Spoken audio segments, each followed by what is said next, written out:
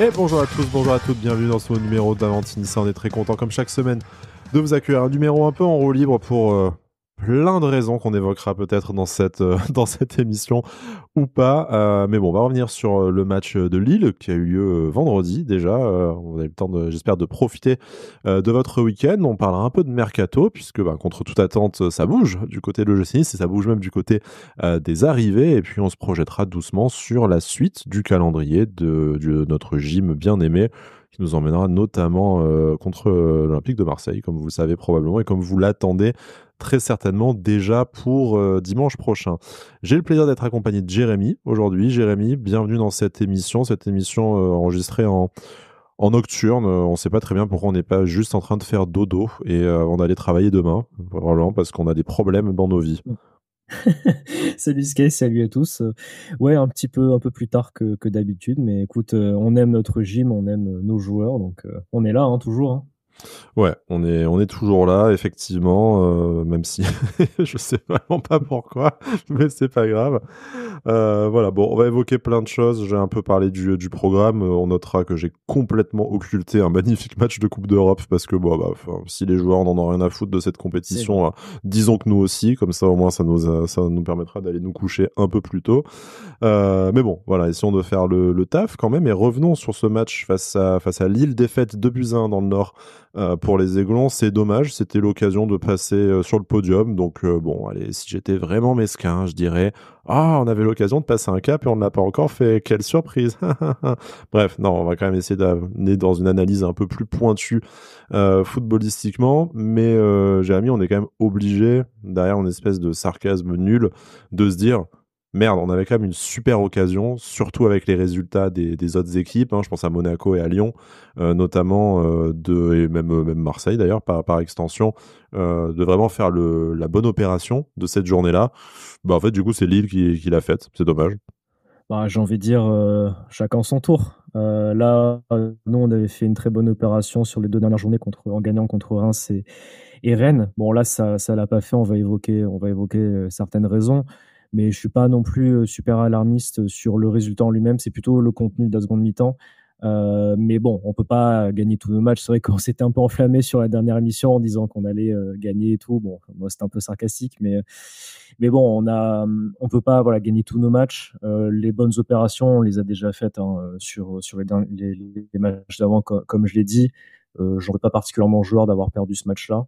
Perdre à Lille, ça n'a rien d'infamant. Voilà. Tu perds face à un de tes concurrents directs. C'est dommage dans ces matchs à 6 points, mais tu perds pas face au dernier du championnat comme d'autres clubs.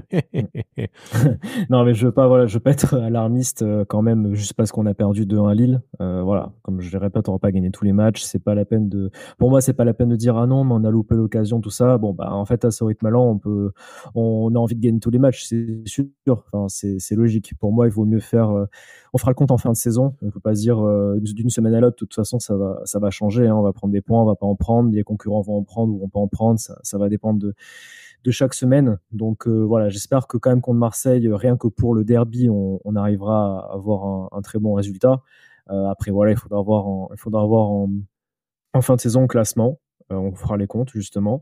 Mais comme on va en discuter, moi c'est plus les raisons de pourquoi on a perdu le match que la défaite en elle-même qui m'inquiète un tout petit peu. T'es quand même à deux doigts de nous dire l'important c'est les 3 points, il faut prendre les matchs les uns après les autres et on va faire notre autocritique. Mais on va travailler à l'entraînement. Voilà. On a bien compris le propos que, comme on le disait, perdre à Lille, c'est dommage par rapport à l'opportunité au classement, mais ça n'a rien de dramatique et que c'est un peu plus le contenu qui nous interroge sur les prochaines semaines et les prochaines échéances, notamment Marseille, où au-delà de la question sportive et du classement, peu importe, c'est le match qu'il ne faut absolument pas perdre, qu'il faut gagner d'ailleurs, tout court. En plus, on a la chance que ce soit calé entre 2 matchs de Coupe d'Europe dont on n'a plus rien à foutre, dont on n'a jamais rien eu à foutre cette saison. On peut peut-être essayer de finir 36e sur 36, ce serait la performance qu'on pourrait faire. Est-ce que ça compte comme un titre, comme champion d'automne, tu vois, parce que on parlera peut-être de la Coupe de France plus tard, parce qu'il y a eu le tirage au sort. Aussi, mais bon, voilà, est-ce qu'on peut essayer de se raccrocher à ce genre de titre honorifique? Peut-être, tu vois, histoire d'être le premier club qui termine 36e sur 36. Déjà, en plus, ça serait historique, parce que c'est la nouvelle C'est formule, vrai que tu vois. ça Donc, historique, ça serait pas mal. à jamais les premiers derniers, on pourrait dire, tu vois, par exemple. Et après, on ferait le back-to-back l'année prochaine en Ligue des Champions, tu vois, aussi. Mais bon, bref, je m'enflamme. Je suis caustique encore. Il faut que j'arrête. Bref, parlons de ce match et on fera dans l'ordre ensuite le mercato, peut-être un demi-mot sur la Coupe d'Europe et le tirage au sort de la Coupe de France. Donc cette rencontre à Lille, on va revenir là-dessus quelques instants, Jérémy, et notamment sur la composition d'équipe. Alors une composition d'équipe qui était globalement celle attendue, petit couac au milieu de terrain dont on reviendra, mais une composition d'équipe qui ressemble à l'équipe des grands jours, hein. Bulka au cage, Abdi Dante, Youssouf Klos en défense, un milieu Rosario Boudaoui qui n'aura pas duré très longtemps parce que dès la 15e minute de jeu, Ndombele a repris sa place.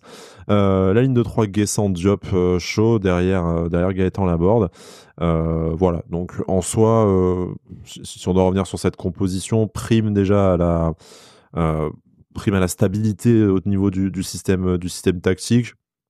Quelques joueurs qui ont tourné éventuellement parce qu'ils ont enchaîné les matchs ces derniers temps, et il y a voilà des matchs tous les 3 jours entre la coupe et la Coupe d'Europe. Donc je sais pas, par exemple un Buonanni qui joue qui joue un peu moins parce que Shaw est en mesure de faire 90 minutes, Ali Abdi qui remplace Melvin Barr. Enfin, on est sur des adaptations au final, selon moi, qui étaient logiques et plutôt bien senties.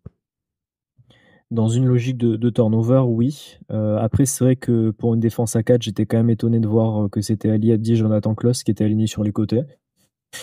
Connaissant justement nos difficultés défensives, c'est vrai que là, on a deux profils qui étaient plus offensifs, donc ça m'a un peu surpris. Après, voilà, dans la logique de turnover, vu que Melvin Barr, par exemple, avait joué les derniers matchs, il fallait un petit peu de temps de jeu aussi pour Ali Abdi qui le mérite amplement. Qui avait été buteur en plus. Hein, voilà, donc, en plus à Reims, il a été buteur. Donc voilà, c'est vrai que c'était le seul choix moi qui m'a un petit peu étonné. Après, au milieu de terrain, de toute façon, on n'avait pas beaucoup de choix et c'est vrai qu'on sait que Tanguy Ndombele actuellement a besoin un peu de se reposer aussi. C'était pas du tout prévu qu'il fasse autant de minutes à Lille. Et en seconde mi-temps aussi, ça s'est ressenti. Donc je sais pas trop combien de temps va être absent Pablo Rosario, mais de toute façon c'est vrai que au milieu de terrain, quand tu vois Hicham Boudaoui, Pablo Rosario, tu sais que tu vas pas pouvoir produire énormément de jeu. Donc à la récupération ça va être plutôt efficace, mais c'est vrai que dans le jeu après ça va être un peu plus compliqué. et est-ce que c'était Donc pas voilà, pour ça justement qu'on avait deux latéraux très offensifs, tu vois, c'est possible aussi. Ouais. C'est vrai qu'on avait un Lax qui était quand même plutôt costaud. Mais bon, voilà, ça, c'est vrai que c'était. On va y revenir d'ailleurs avec le recrutement après, mais c'est vrai qu'en fait, au final, il y avait quelques émissions. Moi, j'avais dit qu'on était peut-être pas obligé de recruter sur le mercato d'hiver. En fait, c'est vrai que je me suis assez trompé sur le milieu de terrain. Je pensais que Morgan Sanson allait quand même revenir un peu plus vite de blessure parce que là, ça commence quand même à être. Et que Pablo Rosario allait pas se Ouais. blesser plusieurs semaines Ouais, aussi. c'est Donc, vrai, en bon, plus. là, ça. Donc là, c'est vrai que ça, on en reparlera après, mais c'est vrai que c'était important. Et après, non, au niveau de l'attaque, c'était plutôt cohérent. C'était bien de revoir Mohamed Ali Chaud aussi un peu titulaire. Je pense que Bonani aussi devait un peu se reposer. Il a pas mal enchaîné ces derniers temps. Il avait plutôt très bien enchaîné, donc c'était logique. Sofiane Diop, qui a encore fait un très bon match, avait soufflé à Bastia, donc là il a pu jouer. Donc c'était assez logique dans l'ensemble. Passe décisive, du coup soyeuse comme le pied de Sofiane Diop. Tu parles de notre buteur de vendredi, du coup un but de renard des surfaces, hein, quand même, mais ça prouve déjà qu'il était au bon endroit au bon moment, qu'il se projette, et ça valide les super semaines qu'il nous fait là depuis la fin depuis quoi, un mois, 2 mois, quelque chose comme ça, où il est probablement le joueur le plus dangereux, et peut-être le meilleur joueur offensif de l'OGC Nice. Donc voilà, ce but qui récompense sa performance et globalement ces dernières semaines. Malheureusement, ça n'a pas suffi, parce que si ça suffit à rentrer avec un avantage au score dans les vestiaires à la mi-temps, malheureusement, patatras en deuxième période. Si on fait un petit point statistique quand même, au final, c'est 11 tirs de chaque côté, 4 cadrés pour le LOSC, 3 pour l'OGC Nice, et ça s'est peut-être joué sur un tir non cadré, d'ailleurs aussi. Sur la performance des gardiens, peut-être également. Je te demanderai éventuellement ton avis là-dessus. Et puis, on parlait de soufflet, de turnover. on a senti quand même que l'OGC Nice, soit les joueurs ne sont pas faits pour ça, soit c'est un contre-coup d'un effectif qui n'a pas pu tourner autant que voulu avec le gros nombre de blessés qu'on a connus ces dernières semaines. Mais on a quand même l'impression qu'en deuxième mi-temps, certes, il y a une très bonne équipe de Lille. Certes, on aurait dû tuer peut-être le match 2-0 à la mi-temps pour se rendre la suite plus facile. On a quand même l'impression que l'OGC Nice a baissé de pied physiquement. J'ai même pas envie de dire que c'est une question de motivation parce que cette équipe nous a quand même prouvé, et c'est une des rares équipes de ces 5 ou 10 dernières années, que le manque de motivation et avoir la tête dans le seau, c'était pas trop son genre. Donc j'ai vraiment envie de croire que c'est physiquement qu'on a coulé et qu'on s'est laissé déborder malheureusement par le LOSC en deuxième période, et que ça s'est joué après sur des détails, sur des ajustements individuels où Lille a été un peu meilleur. Et voilà, au final, ça donne cette toute petite différence entre 1 et 3 points. Ouais, bon, déjà sur Sofiane Diop, c'est vrai que il confirme encore semaine après semaine que c'est vraiment un des hommes en forme de l'équipe. Donc ça, je suis très content pour lui, très content qu'il ait pu marquer. C'est vrai qu'on a eu d'autres occasions assez énormes, notamment la barre transversale de Tanguy Ndombele. J'en ai encore fait des cauchemars. Je sais pas comment c'est possible que ce soit pas que ça n'ait pas fait but. Après voilà, et sur le match dans l'ensemble, je suis quand même frustré parce que je trouve que on a fait une très très bonne première mi-temps. On n'avait pas forcément la maîtrise du ballon, mais on gérait très très bien Lille et on a eu de très très grosses occasions. Donc ça, c'était vraiment une très bonne première mi-temps. Je trouve qu'on était vraiment très très cohérent. Par contre, voilà, le point, comme tu as commencé à l'aborder, pour moi, c'est la seconde mi-temps. Bon, déjà, ce qui commence à me gonfler, j'ai parlé de ça, c'est ce qu'on prenne un but à chaque fois en début de seconde mi-temps comme ça. Ça fait déjà le quart d'heure 45-60. Voilà. Ça commence à vraiment, ça me gonfle. Ce truc-là, c'est extrêmement énervant, je trouve. On a l'impression qu'à chaque fois, on rentre pas assez vite dans la seconde mi-temps. Donc ça, il va falloir le corriger par contre. Je vais placer mon petit c'est l'ADN du club contractuel, je dois le dire une fois par émission. Mais alors là, très clairement, j'ai l'impression que ça fait 20 ans que c'est ça, de toute façon. Donc, Non, mais ça, c'est vraiment un truc, moi, qui me frustre énormément. Ces buts comme ça en début de mi-temps, c'est pas possible.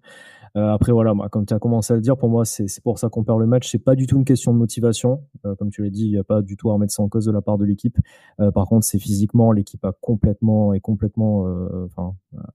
baissé le pied parce qu'ils arrivaient tout simplement plus. Et en fait, pour moi, c'est quelque chose qu'on voit depuis le début de la saison, qu'on a vu avec la Coupe d'Europe notamment. C'est qu'on a malheureusement une équipe cette année, en tout cas, je parle de cette saison, pardon, qui n'arrive pas du tout à enchaîner des matchs tous les 3 jours. C'est tout simplement le cas. Donc là, quand on avait que le championnat à jouer, par exemple, contre Rennes et Reims, on a vu de très bons matchs. L'équipe était vraiment très bonne et c'était très beau à voir. Il y avait du rythme, il y avait vraiment beaucoup de transitions dans le jeu. C'était beau à voir. Là, depuis 2 matchs, contre Bastia et Lille, contre Bastia, ça a quand même été un match un peu compliqué, on va pas se mentir, hein, c'était pas notre meilleur match de la saison. Et là, pareil, on a joué une mi-temps sur 2. Donc l'équipe n'arrive pas à enchaîner tous les 3 jours. Donc ça, je sais pas pourquoi. Mais moi, ce qui m'a rendu un peu frustré, c'est que voilà, Lille se déplace à Marseille le même jour que nous à Bastia, hein, donc ils ont leur équipe type, ils vont jusqu'au tir au but et ils arrivent contre nous. Les mecs sont à fond tout le match. Il n'y a pas de baisse de rythme, pas de baisse physique. Donc je sais pas, c'est là que la différence s'est faite entre eux et nous, c'est qu'eux ils ont maintenu le rythme quasiment tout le match et sur son seconde mi-temps, et nous on a été incapable de le suivre. Donc voilà, pour moi c'est ça, à voir pourquoi. Je pense pas que l'équipe, quand justement les matchs contre Reims et Rennes, je pense pas que l'équipe était au-dessus de ses moyens. Je pense que les joueurs qu'on a sont tout à fait capables de faire ces matchs-là toutes les semaines au moins. Après voilà, en l'état actuel, on a une équipe qui ne sait pas enchaîner tous les 3 jours. Enfin, ils n'y arrivent pas. Donc c'est très dommage. J'espère qu'on va arriver à trouver des solutions pour. Mais en tout cas, voilà, ça c'est mon avis. Et franchement, sur la seconde mi-temps, enfin, ça a été vraiment flagrant. Je pense qu'on a fait 9 tirs en première mi-temps, 1 tir en seconde, ou 2. 2 tirs. Mais bon.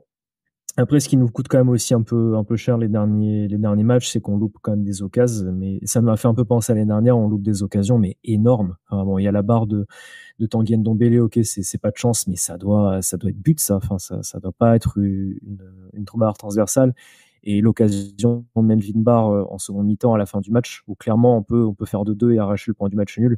Je comprends pas comment ça, c'est pas but. Enfin, Evan Guessant, il fait une action incroyable et bon, c'est facile à dire, hein, toujours, hein, quand on n'est pas sur le terrain, mais pour moi, cette occasion-là, ça doit être but. On a trop d'occasions, donc on loupe comme ça, et ça nous coûte un peu cher sur ce genre de match-là. Et un Lucas Chevalier aussi qui fait les 2 arrêts décisifs qu'il faut Ouais. quand Marcin Bulka ne les fait pas nécessairement, même si Ouais. sur ce match-là, c'est quand même compliqué, je pense, de dire que Marcin Bulka est fautif sur les buts, enfin fautif, responsable Non, en tout cas. Non, il est pas responsable. Ouais. Voilà, mais bon, pas décisif non plus, contrairement à son vis-à-vis, bon, qui est un des meilleurs gardiens du championnat, probable futur taulier de l'équipe de France, ou en tout cas membre de la sélection. Donc bon, voilà. Comparons ce qui est comparable aussi. On parlait de la composition d'équipe et de cette deuxième mi-temps où on sent que le GC Nice a vraiment plongé physiquement. Alors, j'ai envie de te poser la question sur le coaching de Francaise. Bon, vous savez, si vous écoutez cette émission régulièrement, bon, ça fait un mois que ça a repris, mais bon, voilà, si vous savez, si cette saison vous avez écouté l'émission, dans Antinissa, on est quand même des grands fans de Francaise et évidemment, loin de nous l'idée, quand on émet une interrogation, que ce soit une critique, et quand bien même ce serait une critique, ça remettrait pas forcément en cause l'attachement qu'on a pour l'entraîneur de l'OGC Nice. Mais moi, du coup, quand je me pose la question, après, j'ai pas de réponse pour le coup, et c'est pour ça qu'on en parle aujourd'hui avec toi, Jérémy. Ton équipe plonge physiquement en deuxième période. Tu te prends en moins de 20 minutes 2 buts. Si je me souviens bien, oui, c'est ça, en moins de 20 minutes, tu te prends 2 buts. Tu attends la 78e minute pour faire tes changements.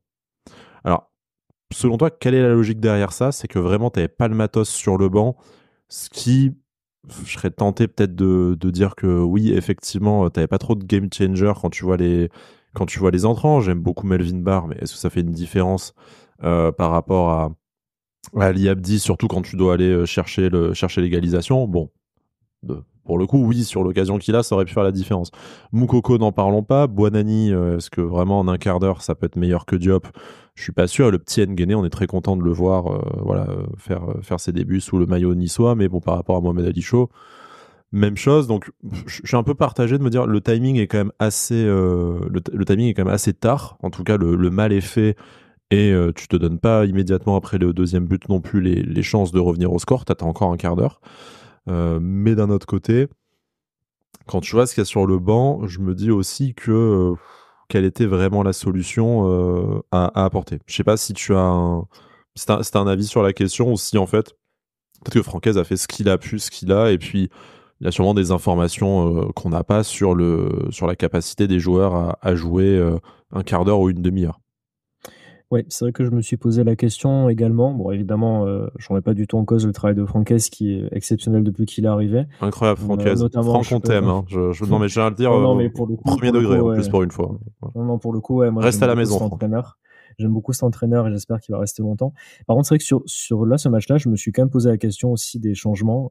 Quand tu vois que tu prends l'eau comme ça pendant toute la seconde mi-temps et tout, je me suis dit, bon, après, tu as quand même des joueurs sur le banc. Enfin, pour moi, tu as quand même Badreddine Bonani, tu as Tom Boucher.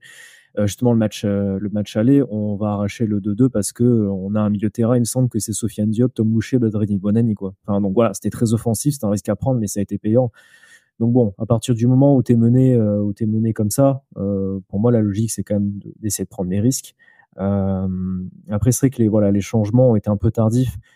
Par exemple, à un moment donné, je veux dire Mohamed Ali Chaud pendant toute la seconde mi-temps, il n'a fait aucune différence, il me semble. Il faisait que des passes vers l'arrière, il n'y arrivait plus du tout. Quand c'est comme ça, tu essayes un changement, tu fais rentrer Badrini Bonani qui, je pense, sur une demi-heure, 20 minutes, va te faire des différences. Donc voilà, après, comme tu le dis, on n'a pas toutes les informations, on ne sait pas exactement tout. Mais c'est vrai que pour moi, on est quand même en droit de s'interroger sur ce choix très tardif, parce que pour moi, c'était un peu tard. Et au final, quand même, quand il y a eu ces changements, c'était pas parfait, mais on a quand même eu 2-3 situations, dont l'occasion à la fin. Ouais, puis si Melvin Barr la met au fond, on crie au génie de Francaise. Ouais. On crie au génie de Francaise de toute façon, par défaut, sachez-le. Mais bon, là, on aurait eu la preuve matérielle que Francaise est bien le génie qu'il pense être.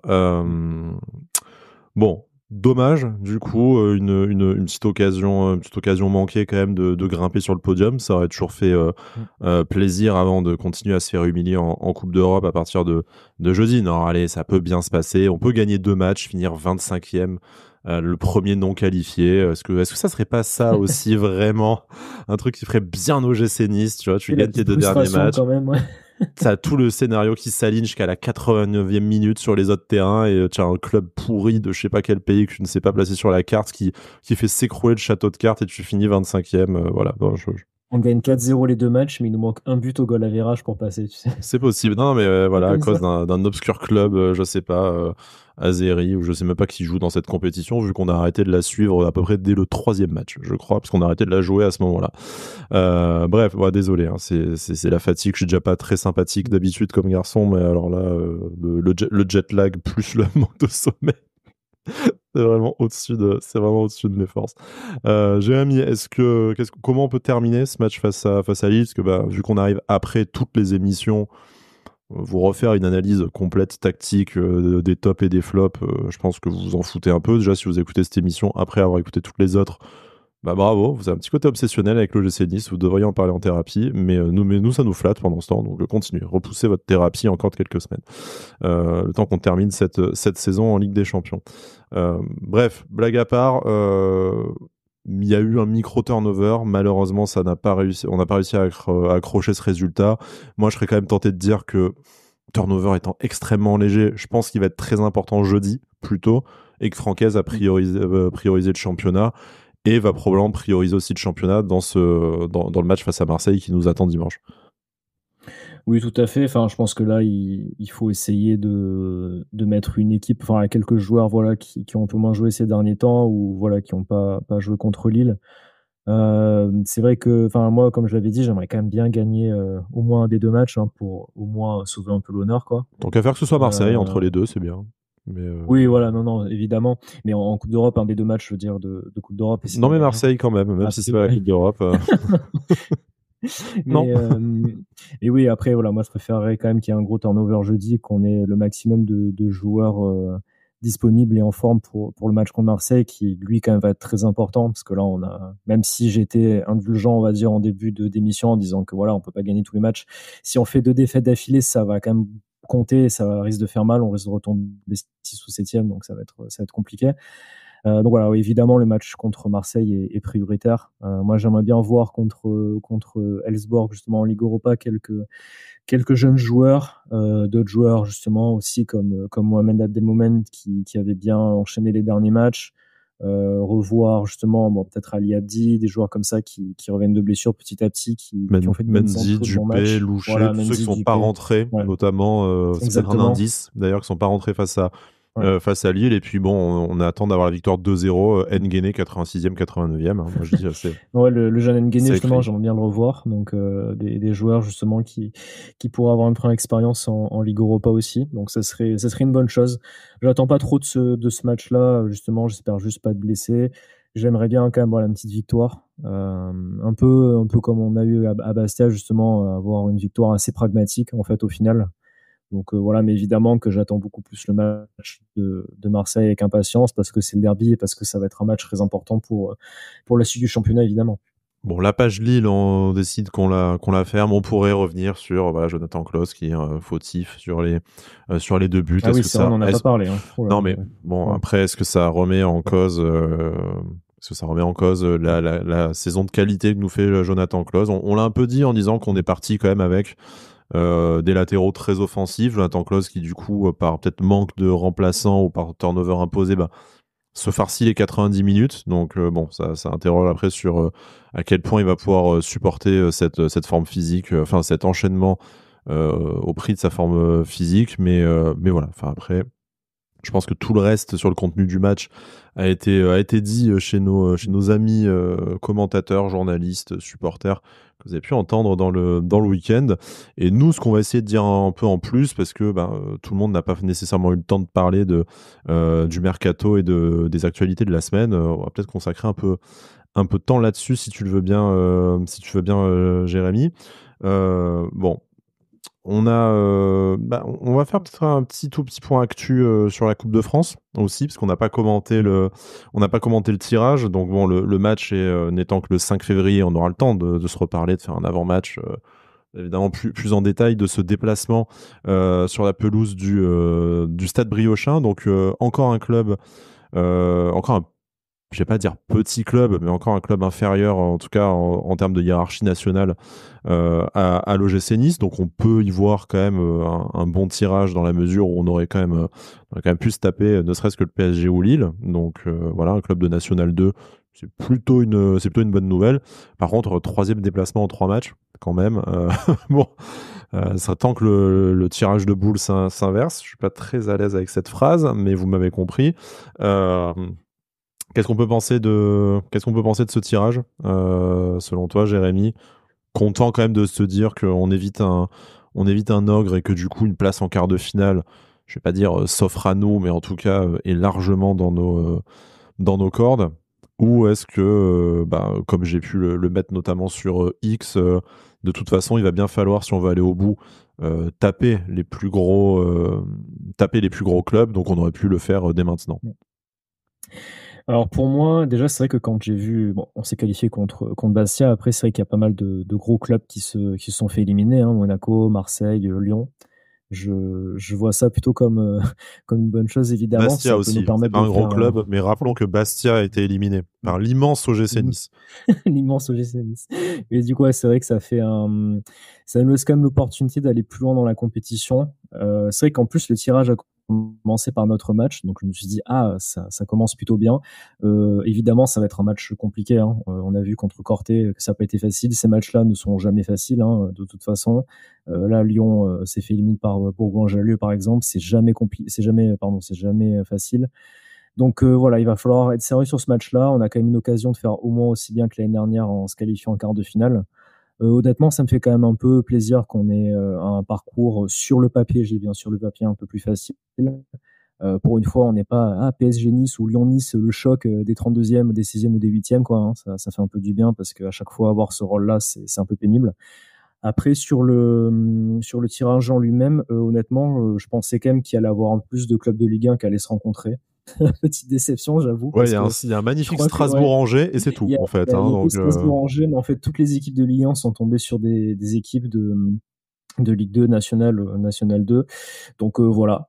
Bon, on verra bien. J'avoue que j'espérais un petit PSG Lille, mais bon, ça n'a pas été le cas. oui, mais d'un autre côté, Mais Jérémy, il y a un magnifique Cannes d'Yves Cabourg, donc ça veut dire qu'il y a un monde où on peut encore jouer Cannes ouais, on peut jouer Cannes en quart de finale. En quart de finale. Ouais, ça peut être pas mal. Donc Ouais, ça serait pourrait bien. être Avant de perdre face au Borussia Angers en demi-finale. Voilà. Non, on va jusqu'en finale contre Angers et on perd. Et Saïd Chaban court sur la pelouse, tel Pablo Correa ou Antoine Comboiré. Ça en fait des mauvais souvenirs, mais bon. Voilà. Bref. De mauvais souvenirs. Ouais, non, ça en fait beaucoup. Voilà, petite pensée pour Noah qui n'était pas né pour ces mauvais souvenirs. Bref, voilà, donc le Stade Briochin, un tirage, voilà, même si c'est à l'extérieur, c'est une grande diagonale de la France à traverser. Bon, globalement, on va pas se plaindre de ce tirage qui peut s'avérer favorable. Hein. Toujours pas de gros club affronté par le GC Nice en étant en 8e de finale. Tu l'as rappelé, effectivement, d'habitude, on est quand même l'affiche à la con des 32e ou des 16e. Donc on va pas s'en plaindre. Maintenant, double pression, qualification en quart de finale obligatoire. Par contre, ça c'est clair. On a parlé de Lille, on a parlé de la Coupe de France, on a parlé de la Coupe d'Europe. Malheureusement, on a un peu projeté sur le match face à Marseille et je pense qu'on n'en reparlera pas parce que victoire obligatoire de toute façon et puis c'est tout, hein, la base. Parlons peut-être de Mercato du coup. Donc surprise, je ne sais pas, mais en tout cas, l'OGC Nice devrait enregistrer, ça va peut-être tomber le temps que je fasse le montage et la publication de l'émission, hein, mais devrait enregistrer l'arrivée de Baptiste Santamaria, récemment mis dans le loft du Stade Rennais, donc le milieu de terrain qu'on connaît bien parce que, en Ligue 1, parce qu'avant Rennes, il a fait les beaux jours d'Angers. Donc tu le disais, Jérémy, il y avait peut-être un petit besoin au milieu de terrain, accru avec le non-retour de Morgan Sanson et la nouvelle blessure, cette fois de Pablo Rosario, du coup pour plusieurs semaines. L'OGC Nice a su être réactif sur une piste qui s'est créée avec cette mise au loft. Flomo a activé son réseau, parce que c'est lui qui l'avait fait venir à Rennes, si je ne dis pas de bêtises, en provenance de Fribourg, donc il connaît bien le joueur et il estime. C'est un prêt avec option d'achat. J'ai pas vu de montant filtré, mais vu qu'il restera 1 an de contrat censément à Baptiste Santamaria cet été au moment de la levée de l'option d'achat, ça devrait se compter en quelques millions, loin des 14 millions que Rennes avait déboursé en tout cas pour le faire revenir d'Allemagne. Qu'est-ce que ça t'inspire, ce transfert? Alors bon, je pense que sur le secteur du jeu et la nécessité, pas besoin de répéter ce que tu as dit, et tout le monde est d'accord qu'avec cette blessure supplémentaire là, ça urge. Et puis avec la santé de Tanguy Ndombele, sur laquelle on va peut-être arrêter de tirer au bout d'un moment. Mais après, sur le profil du joueur, entre son expérience quand même de la Ligue 1, puis il a 29 ans, si je dis pas de bêtises, son profil, et puis voilà, enfin ce que ça t'inspire globalement. Déjà, la première chose, ce que je trouve, vraiment super, c'est que maintenant quand on a une recrue, on le sait 1 ou 2 jours avant. On n'a pas des rumeurs pendant 2-3 semaines. Est-ce qu'il va venir? Est-ce qu'il va pas venir? Ça fait du bien parce qu'à chaque fois, on avait toujours, cette crainte ou pas qu'un dossier transfert allait se faire ou pas. Là, je trouve que, on le sait quand c'est fait quoi, quasiment, donc ça c'est vraiment bien. Je trouve que la réactivité du club est bonne. Encore une fois, c'est une très bonne idée, je trouve, et ce serait une très bonne recrue. Donc encore une fois, enfin depuis l'arrivée de Florent Maurice, je trouve que niveau recrue, c'est quand même très intelligent. Le profil pour moi de Baptiste Santamaria, c'est exactement ce qu'il nous faut au milieu de terrain. Honnêtement, avec je sais pas du tout ce qui se passe du côté du Stade Rennais, mais vu leur situation actuelle au classement, j'ai un peu de mal à comprendre pourquoi il est sur le départ, on va dire. Ça a toujours été un bon, voire très bon joueur de Ligue 1. À Angers, il était très bon. En Allemagne, il a eu de très bonnes performances aussi. À Rennes, quand il est arrivé, c'était aussi un très très bon joueur. Que ce soit voilà, en termes d'expérience, en termes de niveau, tout ça, je trouve que c'est vraiment une très bonne recrue. C'est très intelligent. C'est un prêt avec option d'achat en plus. Donc voilà, on prend pas un gros risque pour l'instant. De toute façon, je pense qu'avec, vu la qualité du joueur, on prend pas non plus un énorme risque.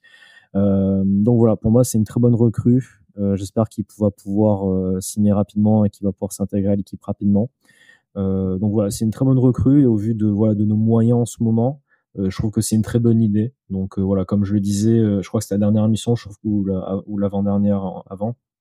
Je trouve que depuis l'arrivée de Florent Maurice, surtout vu des moyens qu'on a, on fait quand même un mercato assez intelligent à chaque fois. Et ce qui est marrant, c'est que Baptiste Santamaria, je crois qu'on en avait parlé comme recrue au début de l'ère Ineos. C'est pas la première fois qu'on a des recrues des potentiels recrues il y a quelques années qui signent maintenant. On a eu l'année dernière avec Jérémy Boga, par exemple. Donc bon, ça reste quand même ça reste une très bonne idée. J'espère qu'il va signer assez rapidement pour être qualifié au moins pour le match contre Marseille. Mais voilà, je trouve que c'est vraiment le genre de joueur qui nous manque au milieu de terrain, joueur qui donne un peu le tempo. On en parlait un peu dans une émission, avoir un profil un petit peu en sentinelle comme ça, qui arrive un peu à organiser le jeu. Je pense que ça peut nous faire beaucoup de bien, ça peut nous donner un peu plus d'équilibre dans l'équipe actuellement, parce qu'on on en manque en ce moment. Donc voilà, très bonne recrue. Je pense que là, voilà, il fallait vraiment qu'on recrute au milieu de terrain. On était trop limité. On n'a plus que Hicham Boudaoui là qui enchaîne les matchs. D'ailleurs, en ce moment, il n'arrête pas. Il fait énormément d'efforts pour apporter un peu d'équilibre à l'équipe. Il le fait plutôt bien. Donc voilà, on peut pas compter que sur lui. Hein, c'est pas possible. Donc voilà, il fallait vraiment qu'on recrute un joueur, et c'est un joueur d'expérience, donc c'est vraiment une très bonne chose. Ouais, sans moyens, un peu à l'arrache, et peut-être que d'ailleurs, en fonction, on verra comment se passe déjà, si le transfert s'officialise, et puis comment ça se passe dans les semaines et les mois à venir pour Baptiste Santamaria et l'OGC Nice. Mais si jamais l'option d'achat venait à être levée, ça te permet aussi d'anticiper sur ton prochain mercato d'été, où Tout tu à auras fait. probablement des départs au milieu de terrain. Donc bon, moi je vois ça d'un très bon œil. Je trouve que c'est un coup intelligent avec un joueur expérimenté, un peu comme on l'avait fait avec Morgan Sanson, Ouais. finalement, il y a 1 an et demi. Donc bon, on espère évidemment retrouver Sanson très vite, mais jusque-là, on est plutôt enthousiasmé. Bien sûr, c'est pas clinquant, ça vend pas du rêve, mais c'est quand même un nom qu'on a vu très bien jouer en Ligue 1. Et puis bon, à Rennes, voilà, mis au loft alors qu'il a quand même 10 apparitions en Ligue 1 cette année pour 2 passes décisives. Il était encore titulaire à Rennes jusqu'au mois de novembre. J'ai pas l'impression que Rennes ça aille mieux maintenant qu'il est plus titulaire non plus. Bon, voilà, on va pas mettre la responsabilité de l'un ou l'autre résultat sur les uniques épaules de Baptiste Santamaria, mais bon, je pense qu'il est aussi victime d'un contexte, et c'est pas le seul joueur. Voilà, si vous suivez l'actualité du Stade Rennais, vous savez qu'il y en a 3-4 comme lui qui ont été poubellisés sans sommation, et qui sont invités à trouver une porte de sortie. Nous, on a pris notre quota avec Baptiste Santamaria, c'est déjà bien. À voir si jamais il y a une autre arrivée de prévue. Pour l'instant, ça n'en parle pas, mais comme tu le disais, Jérémy, Maintenant, en général, on sait tout dans les 48 heures avant, quand tout est déjà ficelé, c'est quand même reposant.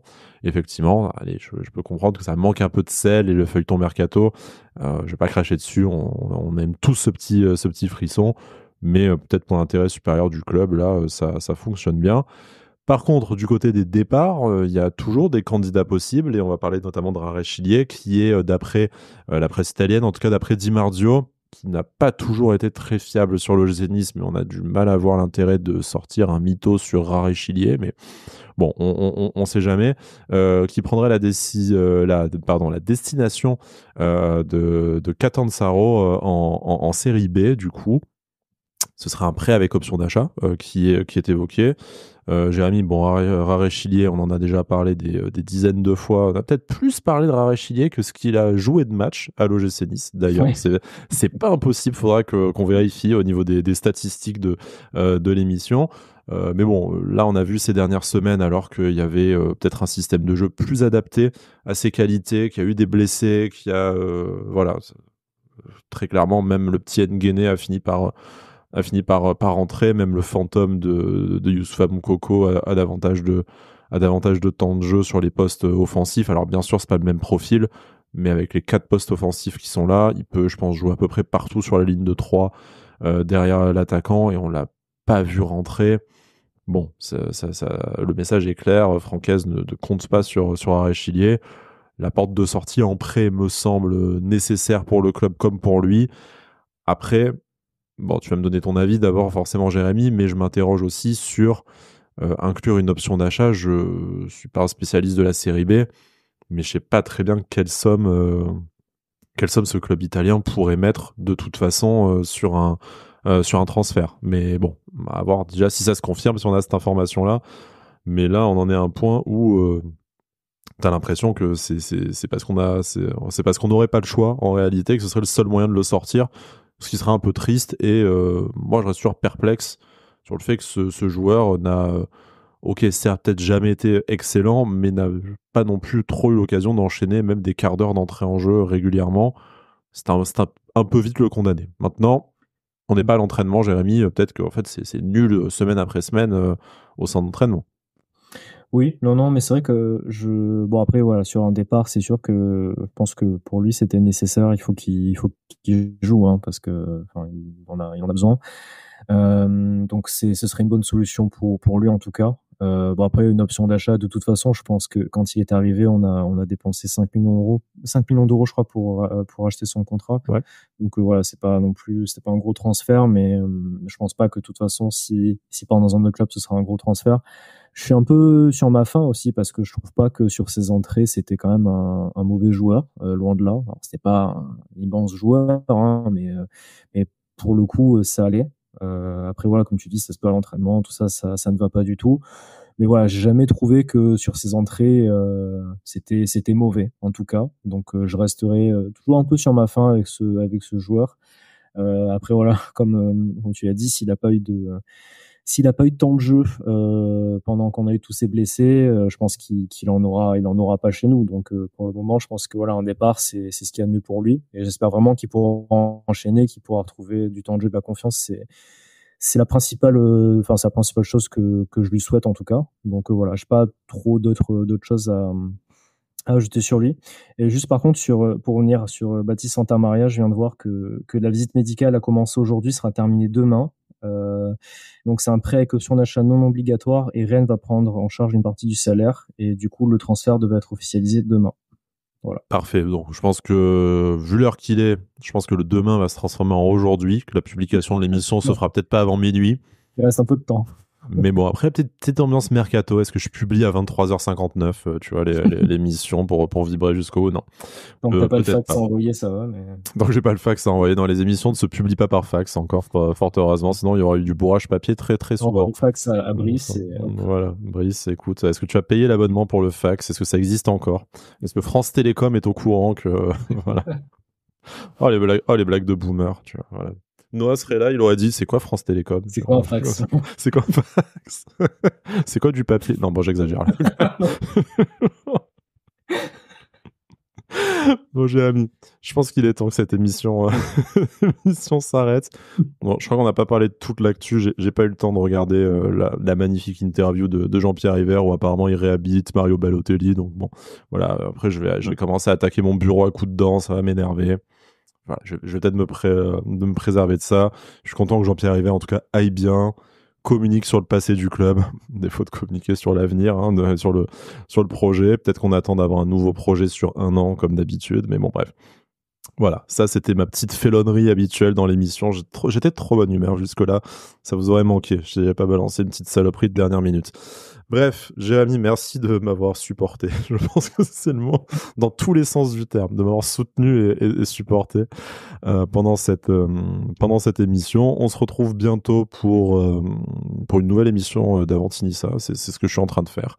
Donc voilà, probablement dimanche soir après Marseille ou lundi. On n'aura peut-être pas nécessairement envie de faire la teuf sur le match de Coupe d'Europe. Vous nous en pardonnerez. À part c'est un doublé d'Enguené, je m'y engage devant tout le monde. On fera une émission pour parler de ça. Et puis voilà, de toute façon, après, on suivra ensemble les derniers jours du mercato également, même s'ils seront peut-être pas méga agités, toujours susceptibles d'avoir des petits mouvements dans un sens ou dans l'autre. Jérémy, merci beaucoup. Bonne nuit, je pense que c'est le mot qu'on attend, très clairement. Bonne nuit à tous. Si vous nous écoutez demain sur la route en allant travailler, ne vous endormez pas au volant. C'est pas parce qu'on a dit bonne nuit qu'il faut fermer les yeux. Et puis pour tous ceux qui nous écoutent un peu partout dans le monde à n'importe quelle heure, voilà, ciao viva. Et puis Issa Nissa. Issa Nissa.